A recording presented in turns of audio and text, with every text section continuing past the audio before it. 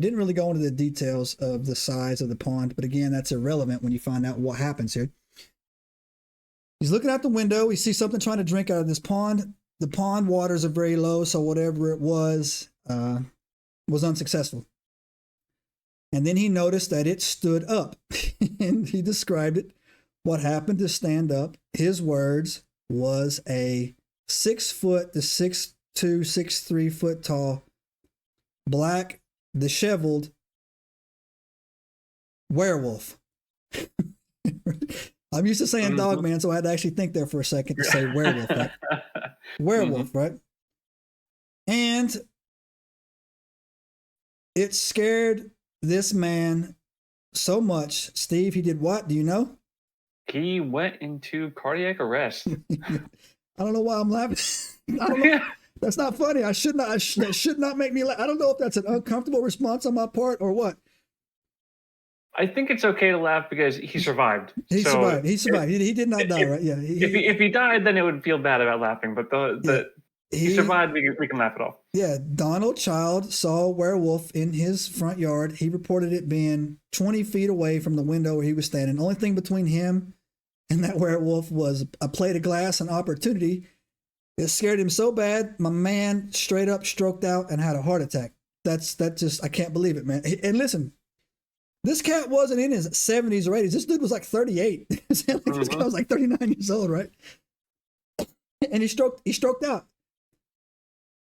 And I tell you what, right there, that gives credibility to this story for me, because that he actually, we've covered a lot of stuff around here, and it's always somebody's staring there in disbelief, or somebody's doing, something X, Y, and Z or whatever. But my man here straight up had a heart attack, right?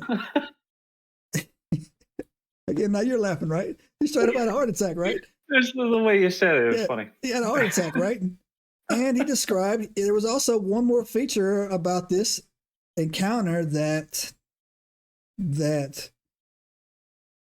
if it wasn't from Oklahoma, I'd say, yeah, that was unique. But this is just right on freaking time with the fiduciary that comes out of Oklahoma.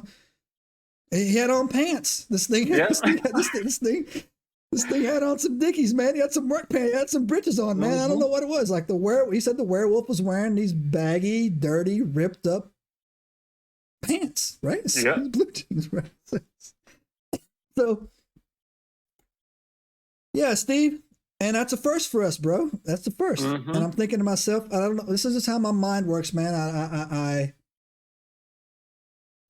I don't claim to, always be serious all the time. And I'm thinking, what is he? Is he 32? Is he a 36? What was he, a 40? You know what I'm saying? Like, is he like, who sold him them pants? Like, where would you, like, where they come from? Like, what? Steal this off of Vine? I don't even know, man. And again, like, and so if he's wearing clothes, I mean, like, are you self-conscious? Like, you don't want people to see you walking around, full Monty out there in the in your things. So, anyways, I don't know why that stuck in my head, man. I laughed that the poor guy had a heart attack, and then I can't get over the fact that the werewolf was wearing jeans, and it made it into the police report. Like, it was reported, it was in the police report. So yeah, so that's that, Enigmites. That's how that happened. Steve? Yes, sir. Would you have stroked out? Well, I can't say for sure, but I've never encountered that before, so it's entirely possible. But it would definitely, if I saw that, if I'm looking at my window and I see, like you're saying, this tall, hairy beast wearing pants, drinking out of my front yard pond, and he gets up on 2 legs and wanders off, I think I'd definitely, I'd be scared. That's for sure. I'm not sure if I'd have a heart attack, but yeah, man. I mean, like, I always, how we do, man. We try to have empathy, man. We try to be empathetic, man. We try to put ourselves into the situation of what somebody was in. He saw something, right? Like he's definitely saw something outside his window, and we got a lot more stuff to go over, Enigmites. But yeah, man, like, I would say that's probably okay, man. Like, if you have that experience, if you like had like a small heart attack. Well, it gets a little bit worse for the guy, right? So anyways, they rush the guy. They rush my boy, Donald Child. He gets rushed to the emergency room, and he's in there in the emergency room.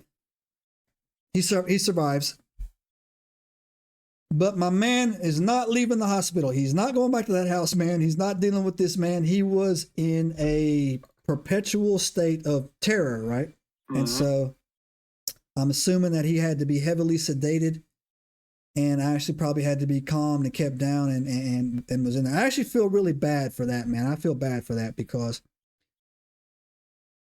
where I thought having a heart attack was funny, man, living in a constant state of fear in the hospital room, I think, that's no bueno for sure, right? Yeah, so that's gotta be rough. That's gotta be rough, man. So anyways, so that was incident number 1, right? So Steve, anything to add to that before I move on to incident number 2? Subscribe now and turn on the notifications to join us on this extraordinary journey into the unknown.